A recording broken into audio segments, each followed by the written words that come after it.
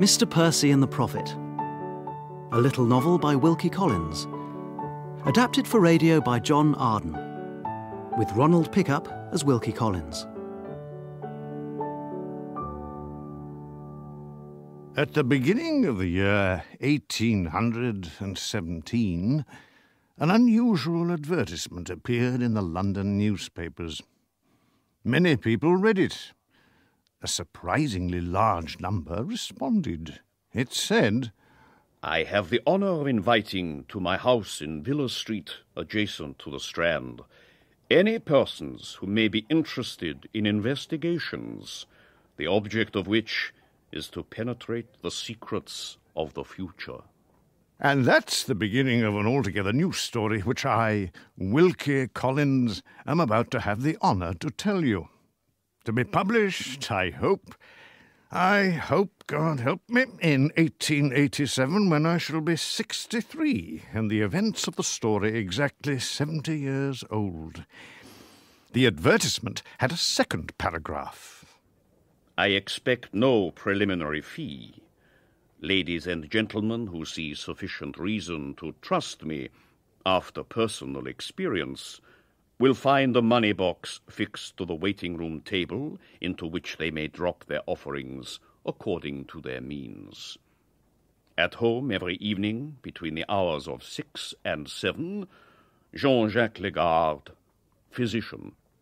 A good doctor, so they say, but he's quite without patronage.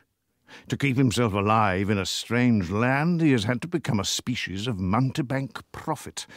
Such a character'd be well worth a 3-volume novel. I can't cope with a whole novel at my time of life, so I'll call it a little novel and make sure to keep it short, make sure it's on the paper before my health breaks down completely. My unhappy little carcass is already half a corpse. Dead before my next birthday? 63? Why not? My father, the landscape painter, was only 58 when he died, and he was a Royal Academician. He didn't die of my symptoms. I'll come back to my symptoms later. High time we should discover who it is who marches down Villa Street in answer to the advertisement. Left, right, left, right. 1817, 2 years after the end of that offence against Christianity which we call the Napoleonic War, and which brought the British people nothing but starvation and tyranny and frustrated revolution. This vigorous young gentleman is still in the army, a captain of artillery, and he really don't know why. The only fighting they're likely to want him to do will be against his own countrymen. His emotions are all tossed about. Oh, perhaps a clairvoyant will help him to settle them. Into the waiting room. 3 gentlemen already there, sitting in a row, waiting in silence. An elderly manservant gives the captain a small card with a number on it. "What's this for?" The servant explains how each number will be called in order. Thereby, as he puts it, the doctor will be absolved from any dispute among his clients as to the priority of their consultation. He says, "You see, sir, it is the well-proven practice in Paris." Paris, indeed. The captain has thoughts about Paris. Paris? Oh, good Lord. Some sort of émigré. Conceivably a dirty spy. What would be his attitude to a king's officer? I'd better take care.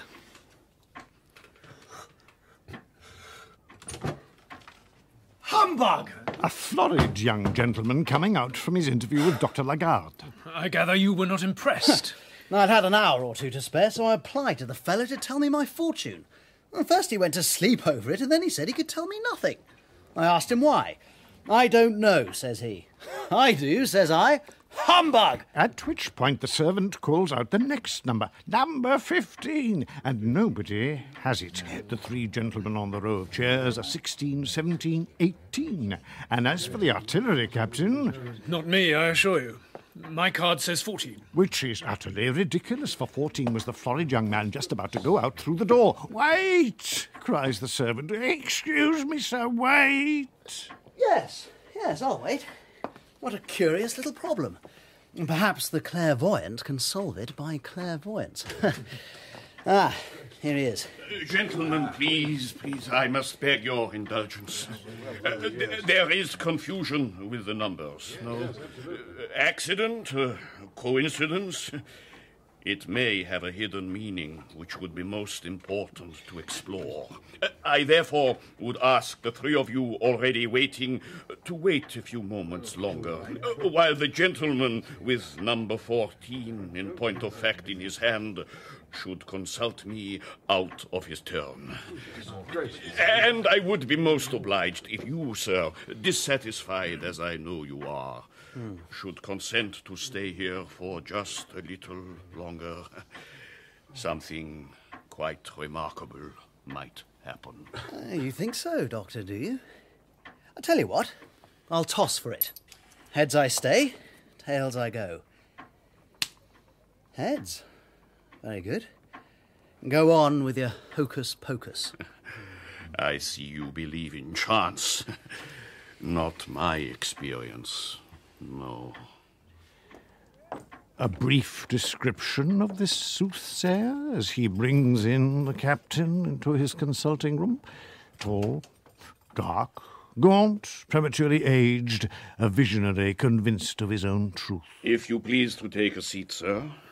You have come, I suppose, to look into the darkness which hides your future life. But I am not, you understand, a fortune-teller, a charlatan, a quack, is it not, in English? I know nothing about that. But there is a thing I want to know.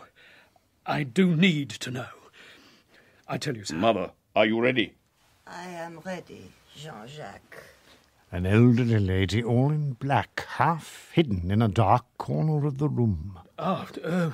Madame, good evening. My mother, you see, has the inexplicable ability to throw me directly into the depths of magnetic trance. I take hold of my son's hands. I look into his eyes. Complete silence. We wait. Are you sleeping, Jean-Jacques? Yes, Mother, I am sleeping. And so we wait. So, hold one of his hands in yours and put to him what questions you please. I don't know quite how to begin, but... Admit your true motive. Your interest in your future life is in fact most thoroughly confused. But at root it is your interest in a woman. You wish to know if her heart will be yours.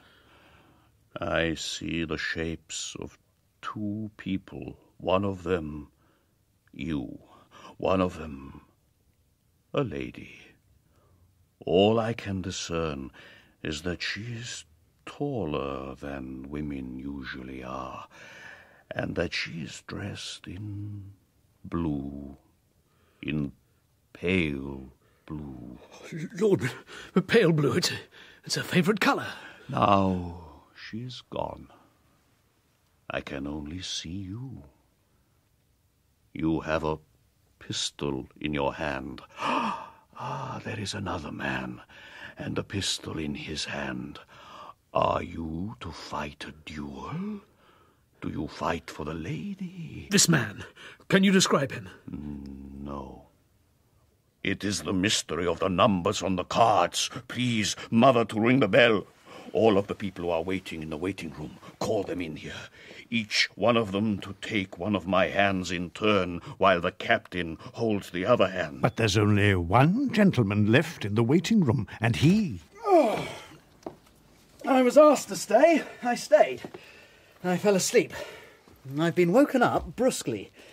Not, of course, mystical sleep, a common or garden slumber quite against the rules. So, Is there something you'd wish me to do? Madame Lagarde explains to him. He's highly sceptical, but he sits. He puts his hand out to the doctor's hand, and... Ah, now I know it. You who touched me, you are the man. In my vision I can see you, plain, clear. You. Vision? What the deuce am I doing there? You stand against the other man, this man. Pistols, you stand, you will fight. Nonsense, we're total strangers. Unless, that is to say, you care to introduce us. You are Mr. Percy Linwood. I have the honour to present to you Captain Burvey of the artillery. It's a trick. Good God. It's quite amazing. It's incredible. Devilish clever, though. Clever? Did you say clever? No. I am persuaded Dr. Lagarde is possessed of scarce comprehensible powers. We make mock of them at our peril. Please, Mr. Linwood, will you hold his hand again? Doctor, you have described us about to fight a duel. So what happens? Do I kill him? No. Both of the duelists have faded from sight, but now I see a pathway. In a garden, a man and a woman walk. They stop. He puts a ring upon her finger.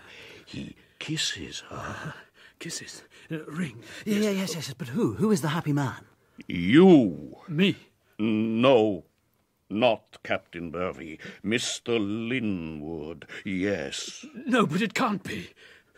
The woman. Who's the woman? The same as before, dressed in pale blue. Only her dress? Is that all you can see of her? No, long, dark brown hair, falling below her waist, dark brown eyes, very young, nervous, sensitive. And the man? It is this man. It is Linwood. You're sure of it? You're sure? Yes, I am sure. By God, sir, I've heard enough. Madame, my apologies, but Wait, Burvey, wait. I cannot believe you believe this mumbo-jumbo, but supposing you do, let me state it as a fact that the description of the lady applies in no particular to anyone whom I know. That may be your present opinion, but what is to prevent you making further acquaintances? You, sir, have the future before you, whereas I have... Oh, no. Oh, no. No. No. Percy Linwood is no longer amused. If this is an imposture, it is mischievous and hurtful. You have thoroughly distressed that gentleman. But, monsieur, I assure you... Of course you assure me, madame. And I have to test your assurances. Let me once again take hold of the hand of the prophet. Now, sir, the next discovery. What do you see? Nothing. Nothing. Or something for the money box? Well? Mother, does he mock at me? Wait, for I do see indistinct. But the man, not him, the other man, Captain, with him, the woman. Go away with me, he says. She does not want. He whispers, and they go. Captain and woman, hand in hand. Dark. Nothing to see. Finished. Mr. Linwood, as he passes through the waiting room, does put some money in the box. £5. These people, after all, he thinks are surprisingly poor and proud. He thinks they are probably sincere in their belief in... Belief in what? Their scientific demonstration? He himself don't believe a word of it. No, not at all. As he tells himself over and over, walking through the streets to his lodgings. Nope, not a word. 4 illustrations, but there isn't any text. This captain and I fight, about a lady perhaps, and then she marries me perhaps, and in the end runs off with him. But how? Why? We don't know. As a prophecy, useless. Couldn't induce anyone to modify his conduct, which is, as I suppose, the chief purpose of prophecy. No, it's not likely I'll run into him ever again. Nor that doctor, neither. There's an end to it. An end? Oh, no. No point in writing tales about prophecies which don't come true. I'm entitled to grant my fictional soothsayer some limited visionary powers. Why not? For I myself have visionary powers. They derive from the tincture of opium I drink for the agony of my unaccountable diseases. Oh, God, and I need some now. Agony. Rheumatic gout, the medical men call it. Nonsensical term. In my legs, in my head, in my eyeballs. Ah, God, what have they done with the bottle? Ah. Yeah. Oh. Mm. Oh.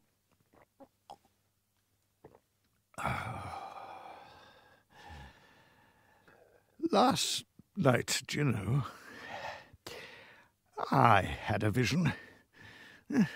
On the stairs of my house, this woman in the shadows of the first floor landing. She had green skin. She had tusks instead of teeth, and she tried to bite a piece out of my shoulder. I tell you, she was as real as the shoulder.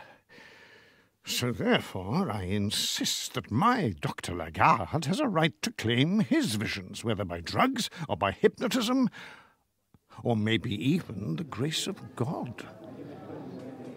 But now the doctor's out of the story. Somebody else comes in, an old friend of Mr. Linwood's, member of the same club in Pall Mall. Major Mulvaney, retired, a boisterous, good-hearted, grey-haired relic of Wellington's victorious army.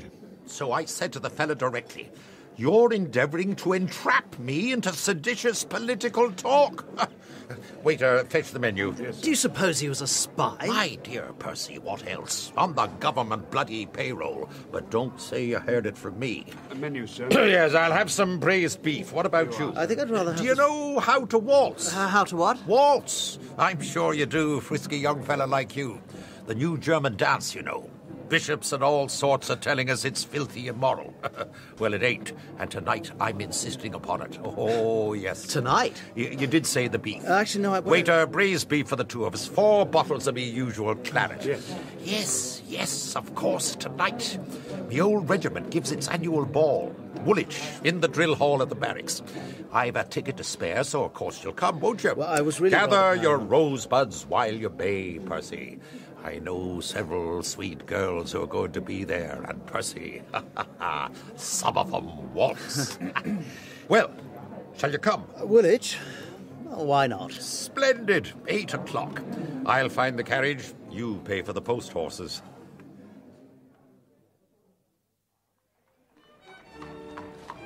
Chance, perhaps? Destiny? Implausible coincidence? The very first person Mr. Linwood sets eyes on at the entrance to the ballroom is Captain Arthur Burvey. And Captain Burvey says, "My God." My God. Mr. Linwood thinks, "My God." My God, what to say to him? He's sure to believe I'm dogging him on purpose. You know each other, what? Yes, Major, up to a point. I'll soon set that right. Both of you, my dear friends, Percy, Arthur, permit me I to... beg you to excuse me. I'm a member of the committee charged with the arrangements of the ball, and I really must attend to my duties. What does he mean, his duties? He was hanging around in the portico. Waiting for somebody. Oh, yes, yes. Fact is, the man's in love. Madly in love. And mad is the absolute word. A girl called Charlotte Bowmore. But I don't think she feels it quite the same way. She's sure to be here tonight. Her parents are very old friends of mine. The father's not fully acceptable to some of the other old friends, but never mind that just now. Mustn't spread scandal. Clearly, she hasn't arrived yet. Clearly, Arthur Burvey'll be a perfect bear until she does. And after she arrives, moreover. Jealous? Oh, Lord, yes. He practically persecutes the poor girl. Great pity, she'll never marry him. She won't? Are you sure of that? Tell me, What does she look like? I do have a reason for asking. You don't need to ask. Here she comes now, in the doorway with her mother. I'll introduce you directly. Let her answer for herself. Ha ha! Burby's got there first. My dear Mrs. Bowmore! Oh, Major! Miss Charlotte, how well you are looking. Allow me to present my young friend, Mr. Linwood. Like myself, Miss Charlotte, he has been struck by the glorious simplicity, if I may so express myself, of your... Oh, dear me, I want words. In short, ma'am, of your accoutrement.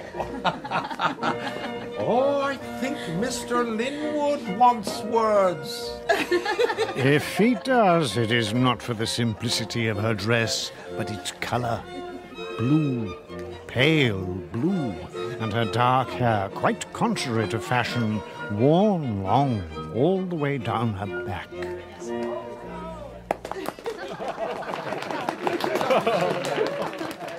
I say, Arthur Burby, we're all good-humoured people here. What have you got on your eyebrows? It looks like a frown, me boy. It don't become you. Brush it away. I beg you to be so good, Major, as to mind Miss your Bowmore, own... may I ask, are you engaged for the next dance? Well, Miss Bowmore is engaged to me for the next dance. Well then, the third dance, Miss Bowmore. My dear, you are not bound to Captain Burby, you know. Of course I'm not, Mamma. It's just I don't want... Oh, why ever not? The third dance? But yes, with pleasure, Mr. Linwood? Yes, indeed, Linwood. Percy Linwood, in fact. Ah, Mr. Percy Linwood. The Master of Ceremonies calls to the guests to pray take your partners for the gavotte. Captain Burby leads Miss Charlotte abruptly onto the floor without a word, without a smile. As they dance, her eyes are fixed upon nobody but Percy Linwood.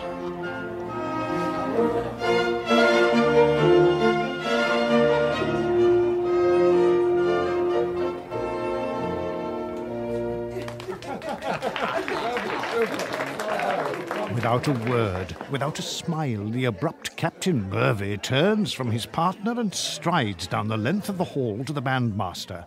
As a committee man, he has authority. He does not scruple to abuse it. Bandmaster, am I right? The next dance is a waltz? Quite right, sir, says the bandmaster. I do hope, sir, that it meets your approval. It certainly does not. Most unsuitable exercise for a young girl. For a very young girl. Exceedingly suggestive. You'll play something else. Miss Bowmore, are you marooned? What's happened to Burby? And now that you have rescued me, I neither know nor care. The Master of Ceremonies announces, pray, take your partners for the waltz. Ah, Percy, you're in luck, me boy. A waltz, didn't I tell you?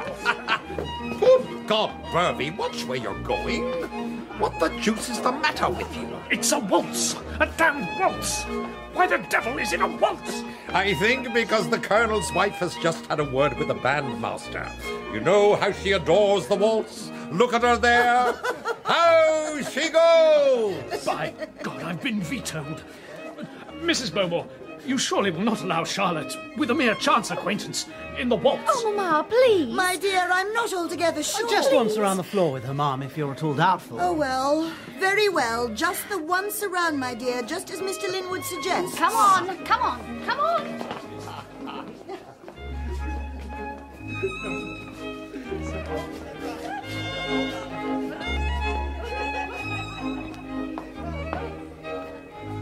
Just once around, 10 times around, 20, 30. This was the first time she'd ever waltzed with a man. Oh, what a difference between the fervent clasp of Percy's arm and the cold, formal contact of the dancing mistress who taught her the steps. Occasionally, her bosom just touched him at those critical moments when she was in most need of support. At last, overpowered by heat and fatigue. I'm very sorry. I simply can't dance anymore. Lemonade, that's what you need. That's what they're serving somewhere. Take my arm. We'll go in search. And there and then, at the refreshment bar, ghastly white with rage, the sudden face of Captain Burby. Yes, He means to challenge him. They are going to fight a duel, as though blindly determined in the fury of jealousy to prove the quack prophet correct. In the meantime, their jealousy has prompted me to recall why I fixed this story so exactly in 1817, for of course it is my father, 1817, the date of his first picture to be purchased by royalty, a milestone in his jealous little life. Lord, he never let us forget it. He consulted no prophet, and therefore did not foresee that I'd refuse to be the dapper little tuft hunter he desired. Indeed, I'd refuse almost all that had been held desirable by men like himself in 1817. High church religion, servile Tory politics, calculated and dynastic marriage. Even romantic marriage. I swore I'd accept nothing but brave, bare-faced honesty and no bloody humbug. Much the same as Percy Linwood. Except that Percy Linwood is not always quite as honest as he'd like us to think him, perhaps. For example, he has tried to conceal from Charlotte Bowmore the truth about his quarrel with Burvey. Mr. Linwood, you were to have come down to Kent to pay us your first visit the day after the ball. So why have you kept us waiting for nearly a week? Miss Charlotte, I have counted the hours since we parted. Had I not been detained by business... Business, indeed. I don't believe one word of it. I think we should go into the summer house. Out of hearing, out of sight of anyone else in the garden. My mother, for example. Here.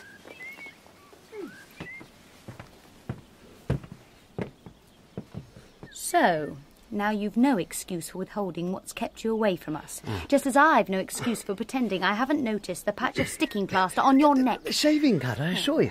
Nothing at all. A razor. But she knows. She's read the newspaper. The duel was reported. The pistol bullet grazed his neck, missed his jugular by a hair's breadth. The report gave no names. A civilian, it said, and a captain of artillery in a wood near Woolwich Arsenal. Mr. Linwood, I made a guess, and I'm right. Am I not? Oh, for shame. For shame. Even yet he evades the full truth. A ridiculous quarrel over a game of cards, that's all. Though I'd risk my life again if I thought I would hear you speak as though you set some value on it. For indeed he is deeply in love. The first true love of his life. And indeed she knows it and shares it, and therefore at length she's able to extract the complete story. So it was, as I suspected. With Captain Burvey you were fighting. And in fact you were fighting about me. And you nearly lost your life. And you refused to shoot back at him. How could I shoot back? To be sure he was vile-tempered, but he had been your friend. And before he can stop her, she has seized his hand and kissed it. Why shouldn't I kiss the hand of a hero? Oh, I can't control myself when I hear of anything noble and good. Oh, you'll understand me better when we get to be old friends, won't you? Are we never to be nearer and dearer than old friends? Oh, Percy, I do hope so. Charlotte, where are you? Oh, it's my father. Back from town so soon. Come and be introduced. Come. Already the first part of the prophecy's fulfilled, though Percy Linwood scarcely feels like a puppet of occult forces. He knows his love for Charlotte is thoroughly spontaneous, likewise vice versa, her love for him, and yet he tells her nothing about Dr. Lagarde.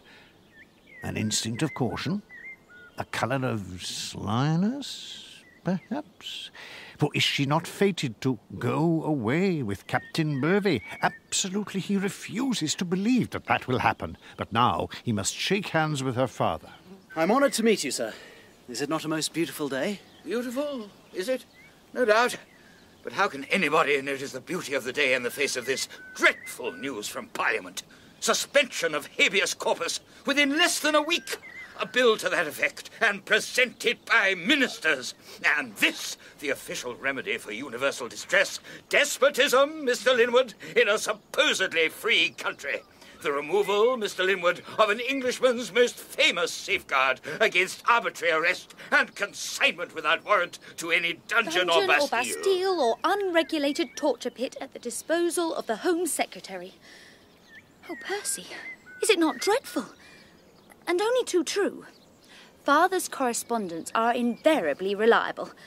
Had I known, I'd have told you already. Would she? He wonders, he recollects Major Mulvaney talking about spies. He's suddenly aware that he's in the midst of radicals, the sort of people he's always associated with treasonable deceit. But associate Charlotte? No, the very thought. The very thought is abominable. If Charlotte and her father hold radical opinions, ought I not revise my opinion of such opinions? But perhaps, Mr. Linwood, I weary you.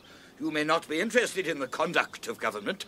Oh, no, sir. On the contrary, I have the strongest personal interest. Oh, have you? How? Government owes me a considerable sum of money, due to my late father for his services overseas.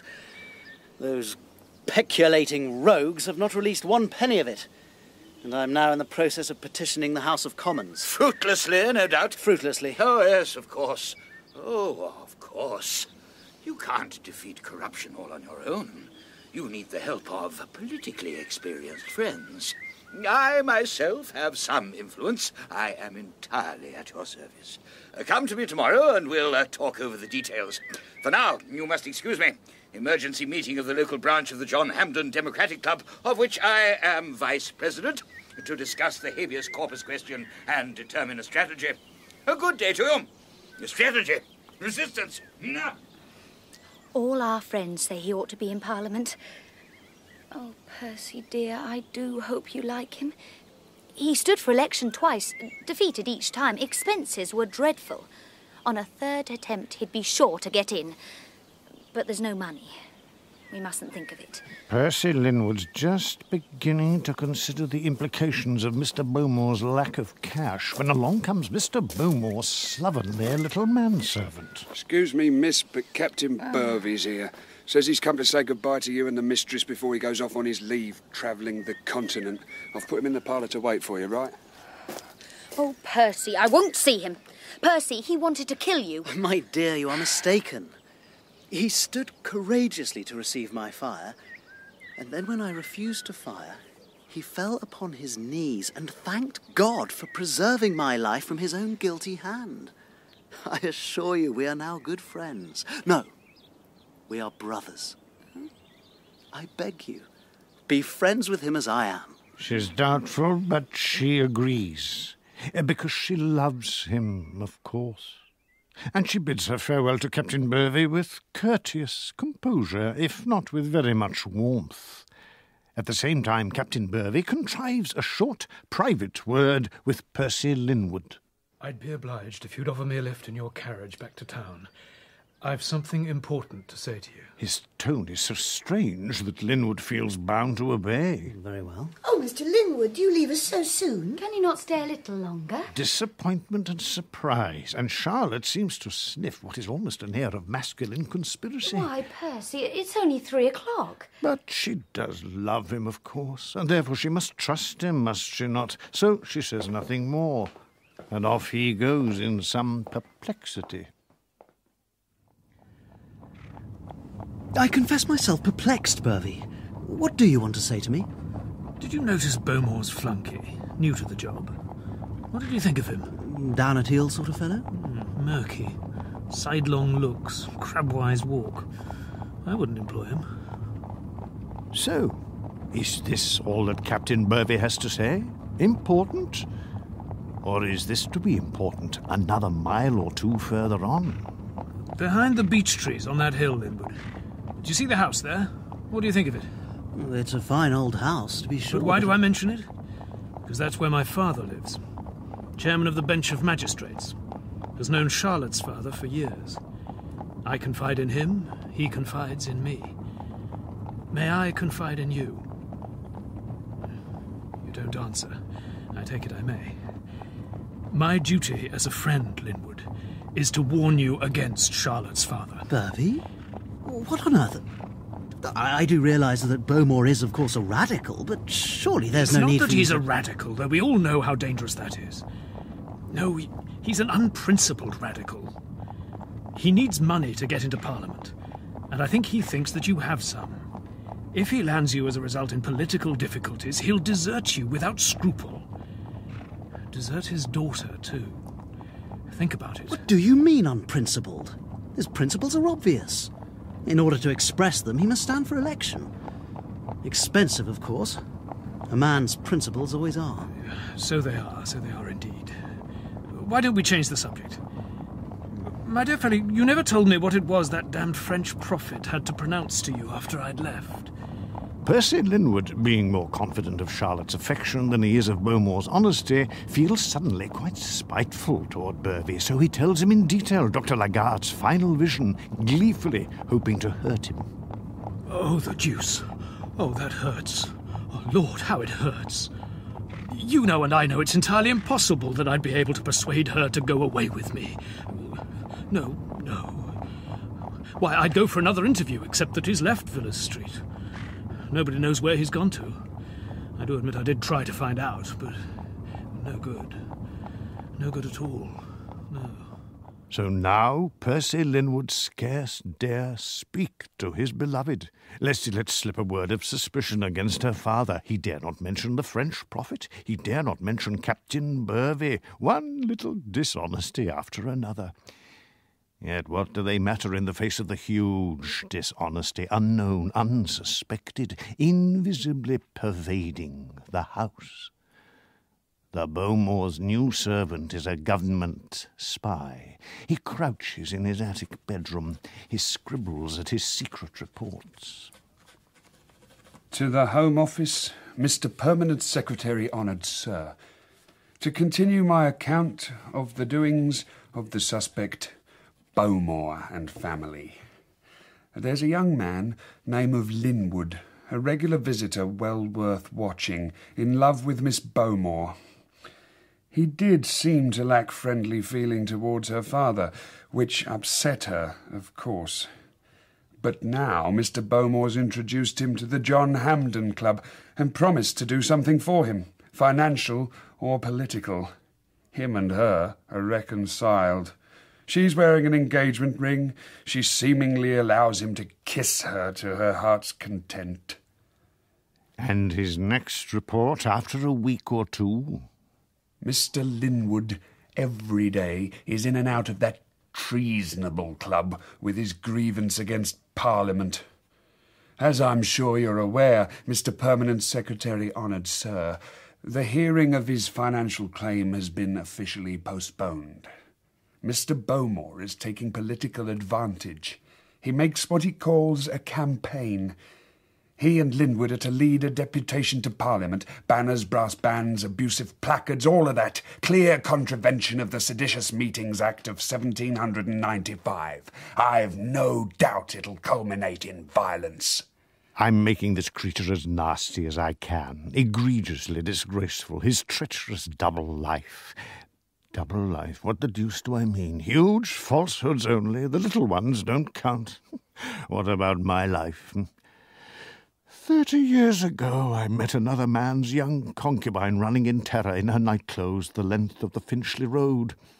I rescued her there, and then I've lived with her ever since. Caroline, the woman in white. I named my best-known novel after her, told her I'd marry her one of these days. But I didn't. Instead, I presented her to all the world as my housekeeper. Still, this bloody spy keeps writing to the Home Office. Honoured Sir, upon receipt of your official letter, I waited upon Mr. Justice Burvey to inform him I was instructed to arrest Mr. Bowmore and Mr. Linwood, for which he had to give me a warrant. But I do not trust his loyalty. He insisted upon delaying the date of the warrant, some smart legal formula about no criminal intent having as yet been proved beyond uncorroborated hearsay. His son, the artillery captain, has now returned from overseas and is visited today by a Major Mulvaney. King's officers or not. I wouldn't trust either of them. Of course, he's quite right. Indeed, they should not be trusted. Do you tell me, Mulvaney, my misguided father has broken government secrecy to tell you that he's issued this warrant, and without a single word of it to me? I assure you he's told nobody. I obtained my information from, not very far from, Whitehall. You know how I know all manner of men about town. What I do not know is who the deuce is the local scoundrel who's been laying the information. Oh, but I think I know. It's that manservant. They've given themselves the right to insert their damned agents into a gentleman's household. Intolerable. But nobody's been arrested yet. Ah, no, for don't you see, the warrant is post-dated. Your misguided father has surely had his wits about him, devious old devil.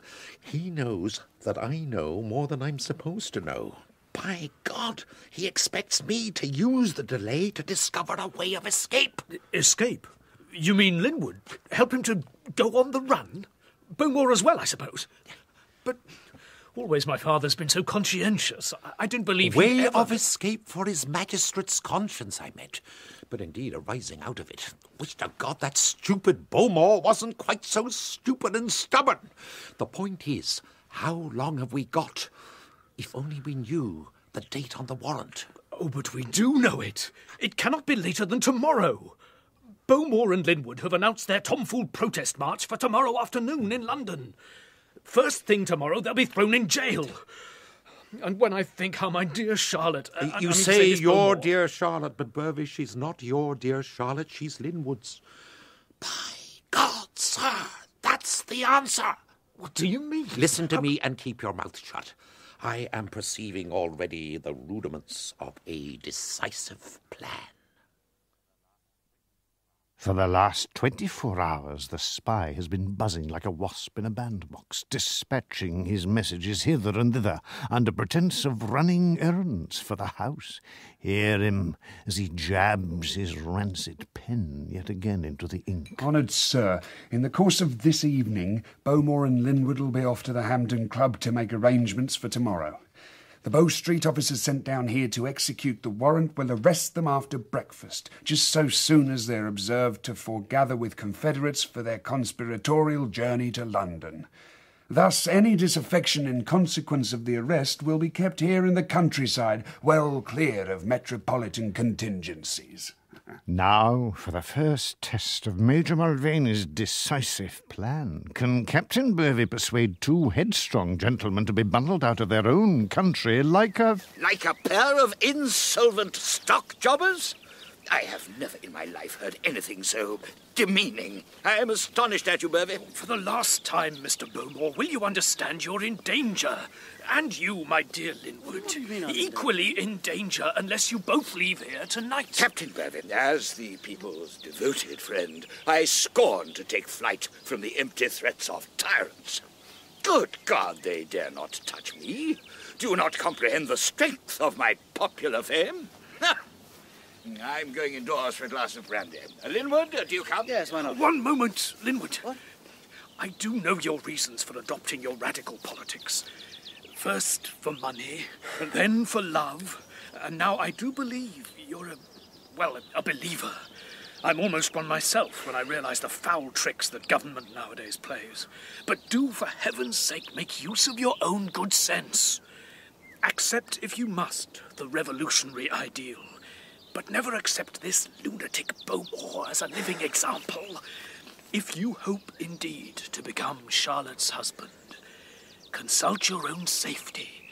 I can arrange for your passage to France. Ned, I am sure what you say is most generously intended. But have you forgotten that when Charlotte is my wife, her father will be my father? He is, moreover, my friend. And the members of his club are my friends. That they've taken up my claim and made it their own. Do you think I'd be so base as to forsake them? To which Captain Burvey has no answer at all, save to turn upon his heel. Out of the garden and along the road, his hands aloft to heaven in furious disgust. When he reaches the village street, he finds Major Mulvaney waiting for him. The Major shows no sign of surprise. I see that they gave you a damn dusty answer. Good. So we know what to do. We do, but I don't want to. If it scares her, if it repels her, how can we hope to succeed? Oh, do catch hold of yourself. Horses, in behind the corner here. Don't let them get a sight of you. Bowmore and Linwood off to their club. Good. The sun's in my eyes. I can't see what Bowmore's wearing. It's not his great caped riding coat, nor that cap with the ear flaps. Good. As I predicted, the weather is far too warm. Now, time for your move. Back to the house, talk to the girl directly. Don't let the mother impede you. If I say I'll do something, by God, sir, I'd do it. It's just I'd rather not, that's all. When I thought she might love me, I behaved like a brute to her. And now that I know that you don't, On your way! Yes, I'm on my way.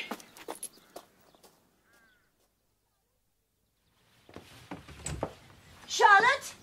Charlotte, who is that you're talking to over the fence? Charlotte, will you please come into the house? Yes, Mamma, coming. Mamma, this is most extraordinary, but I was... Captain Burvey, is it not? And he is still there waiting for you. What does he want? He knows you do not welcome him. Indeed I do not, Mamma. But he insists he must see me in private on a matter of serious importance to all of us, he says. Mamma, his face, his voice are tragical. Mamma is alarmed, but she's deeply curious too. She concedes Captain Burvey an unsupervised talk with Charlotte on the steps of the front door no longer than 5 minutes. You tell me Mr. Linwood has made me the subject of his discourse with a soothsayer, and this is your excuse for your grotesque proposition that I should agree to... Shh, please. Do you not realise it is irrefutably foretold and nobody can prevent it? Miss Bowmore, it is bound to happen. The trick is to make it happen in the way that we choose. Captain Burvey, if I should agree to run away with you, good heavens, you expect that Mr. Linwood and my father will immediately chase after us and thereby escape their peril, if indeed there is a peril. Oh, yes, there is. I give my word as a Christian gentleman. Or would you not accept the word of a justice of the peace? Let me bring you directly to talk to my own father. I'm sure I could prevail upon him to tell you the full story. Oh, heaven. It is far too dangerous. If anything goes wrong, you and Percy could kill each other before I could stop you. Yet how else to get either of them, my father and my beloved, arrogant, stupid, heroic, sentimental noodles, how else do we get them to move? Because otherwise what? Transported to New South Wales, or even, oh God help us, they could be hanged. Captain Burvey, I no longer like you. I don't think I ever did like you.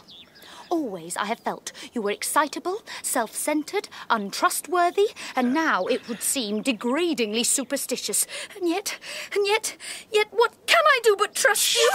Your mother.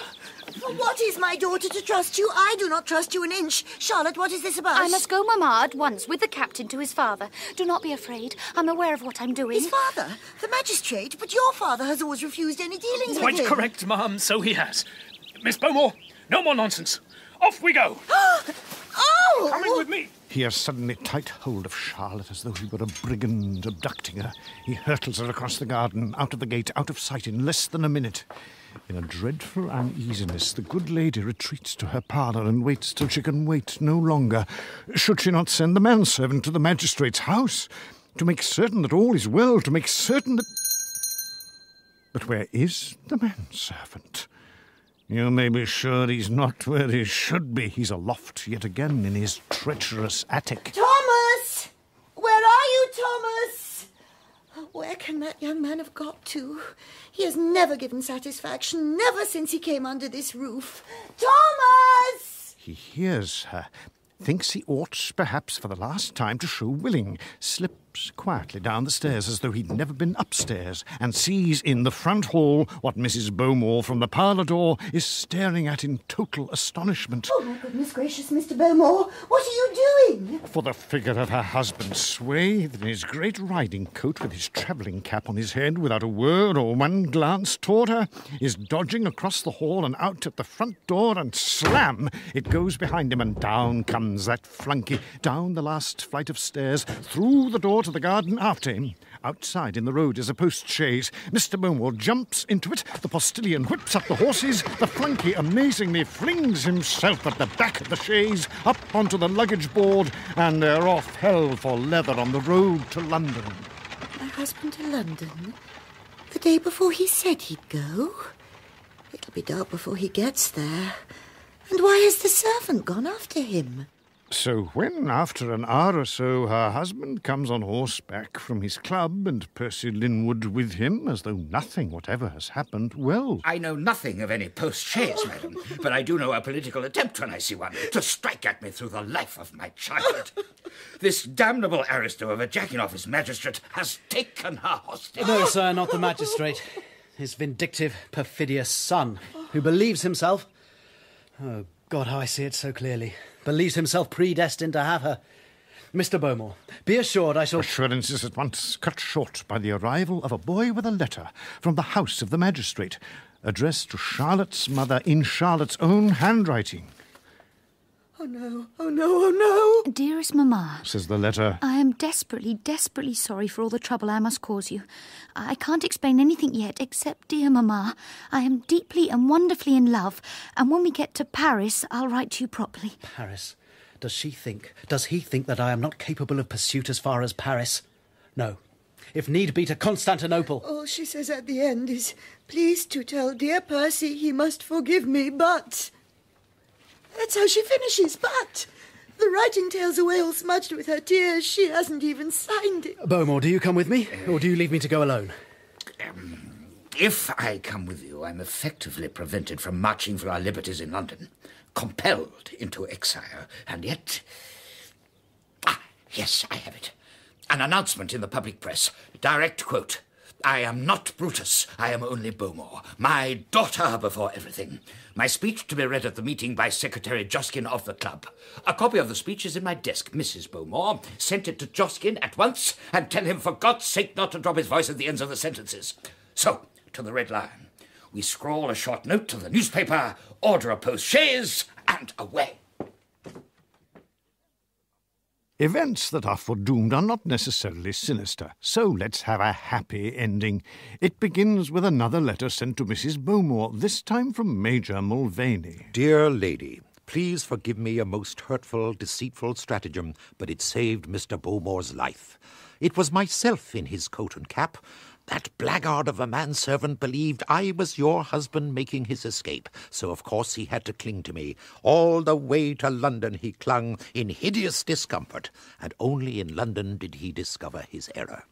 The fugitives, meanwhile, being well on their way to Paris, And in Paris they do not have to search for Captain Burvey. He astonishingly sends a messenger to meet them at the stagecoach depot and direct them to his hotel, where they storm into his private room.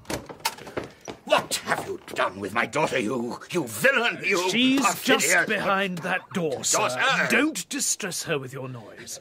Say what you have to say quietly. Mr. Linwood, apparently, has come here with nothing to say. Pistols in my travelling bag and bullets in my pistol, and they shall do the talking. Fair enough. I have insulted you. I've outrageously presumed to make an alteration in your wedding arrangements. The chaplain of the British Embassy will be ready for you first thing in the morning. We don't have to tell him we're on the run from the Bow Street runners. On the run, we? Who the devil do you mean, we? All of us, my dearest. Charlotte. We're a parcel of felons. You and Father because you are, and Captain Burvey and myself because we've aided and abetted. Aided and abetted and... Wedding? Burvey, you said wedding. Oh, my darling Charlotte, can I really have been such a blockhead? All at once, I do believe I can see what has happened. I am not a blockhead, sir. I don't see it at all, sir. No. Explain yourselves. Oh, Burvey, I do believe you're the best friend a man ever had. I've no doubt you remember the day you spared my life. Very much against my will. It laid me under an obligation. Well, sir, there you are. There. True love and warm forgiveness and the feeble collapse of inept revolution, a cosy endorsement of 1817 and its mean-spirited complacency which so suited my father and might well have suited me, had I not been courageous enough to... Oh, God, do I dare to call myself courageous? Caroline? Oh... My God, 12 years after I met her, who should I meet but Martha?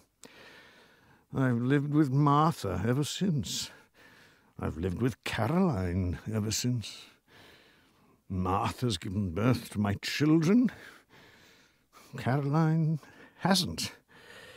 Well, do you suppose I've been able to balance the arrangement without ever telling vile little lies to either of them? Oh, God, let the drug grant me just one more vision, benevolent vision, please. Like what happened to Dr. Lagarde? Who saw him die? Captain Burvey, no less. Once again I was in Paris, 1830. Revolution in the streets. I offered my military skill to the popular uprising. I saw a dead man sprawled across a barricade. His comrade beside him turned to me and said, "The courageous physician, the best friend the people ever had, shot dead while he bound the wounds of friend and enemy alike."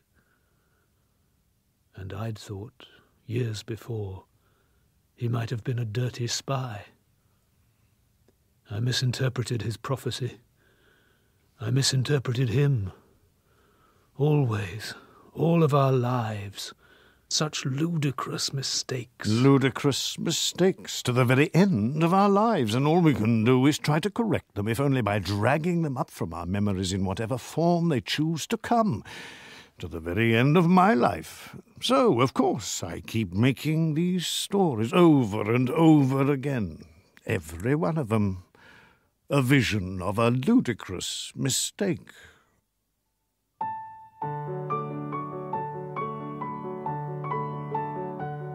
In Mr. Percy and the Prophet by Wilkie Collins, Collins was played by Ronald Pickup, Percy Linwood, Jonathan Firth, Captain Burvey, Mark Peyton, and Charlotte Bowmore, Tilly Gaunt.